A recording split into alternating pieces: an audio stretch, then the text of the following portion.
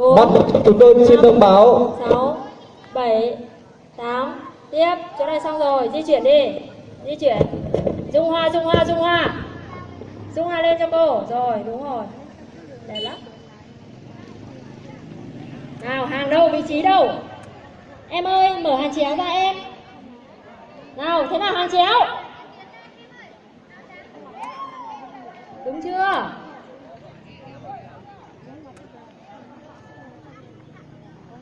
alo alo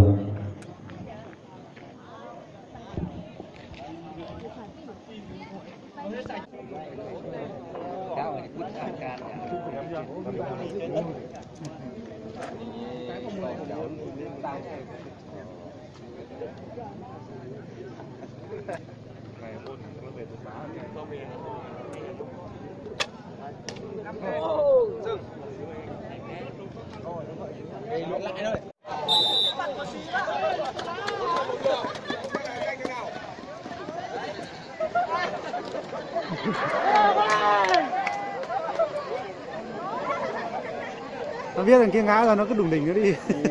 Đấy.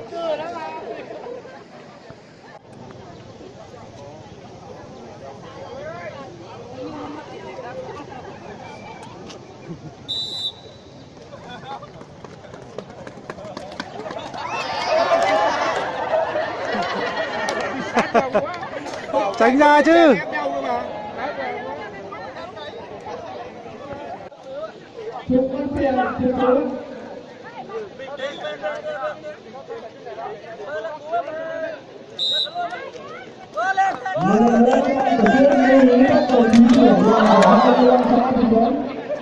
Đúng 3 giờ chiều ngày hôm nay, tập trung làm những chương trình và tập trung của mình về hội trường để làm lễ bế mạc tổng kết và trao giải.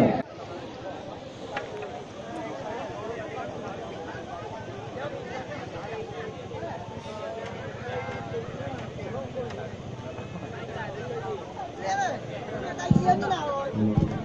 Tôi 50.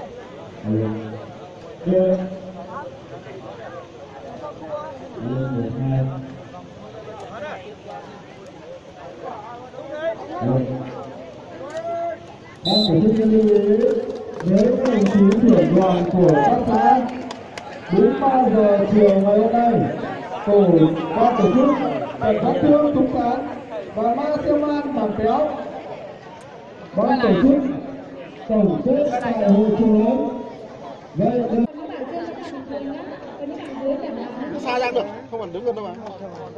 Những bạn đứng ấy, cô đang bảo những bạn đứng ấy. Được chưa? Chết. Với cả để như thế bắt tay làm như thế này là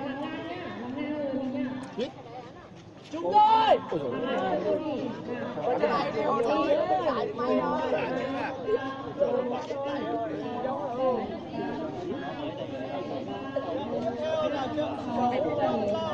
Những bạn đứng sơ lại rồi mình chạy hàng nữa.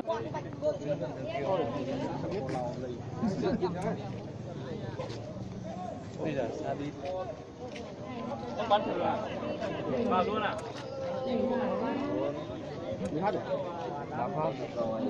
Hả? Vào không? Ôi, tí nữa kìa. Hai phát chúng người. Tí nữa.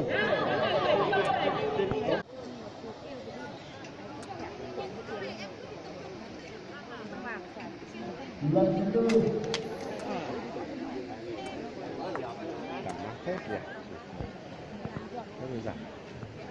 Bây giờ nó bảo 1, 2, 3 bắn để mình tránh cái phim. Ngay đây để nhặt Tránh cái nào đi. Nhưng nếu mà nó đứng ở cái cột kia thì không lại. Bây giờ nó chặn.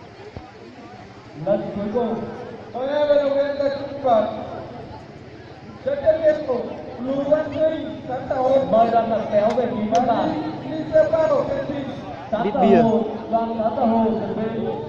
Sau đoàn sẵn tàu hồ là đoàn 4 hồ sẽ chuẩn bị lập ti lăng. Ông ấy ngóc vào dây này mà.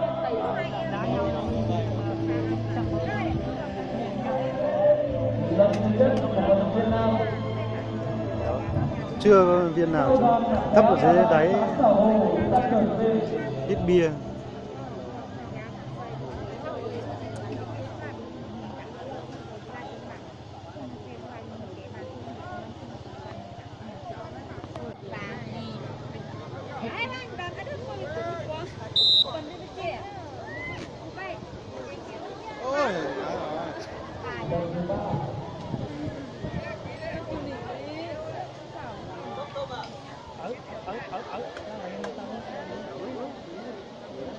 Kia không ai thứ nhất lần nhất của đội Việt Nam.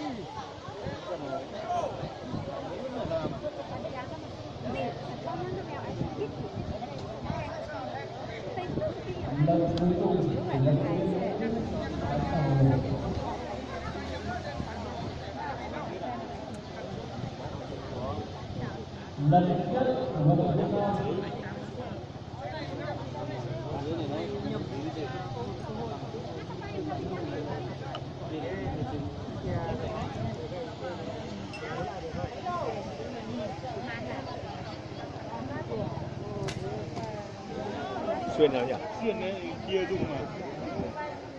Xuyên ở dưới, ngay cạnh cái miếng dán ấy.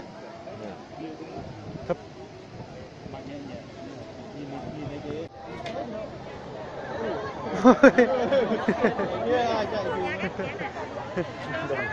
thằng trai ấy. Cái thằng này là thằng trai ấy. Không phải trai ấy. Năm nào là giải nhất.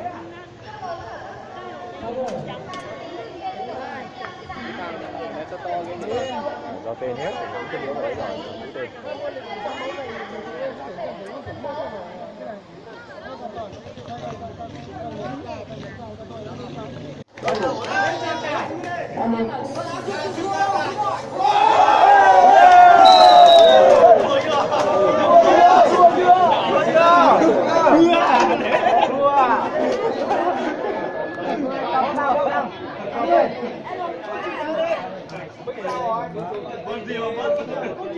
Còn gì để mất nữa? Ây da. Chạy một con chữ.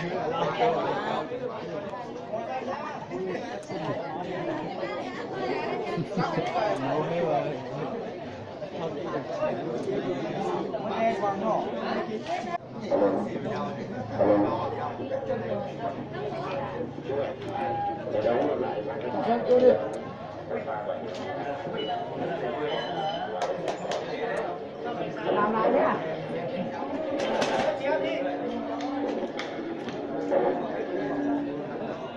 Xuống luôn nha, hết trận xuống luôn nhá. Trả lại cho thằng yêu con. Với tạm hơi ấy, cháu bẹn phải mà. Đúng rồi, đi đi.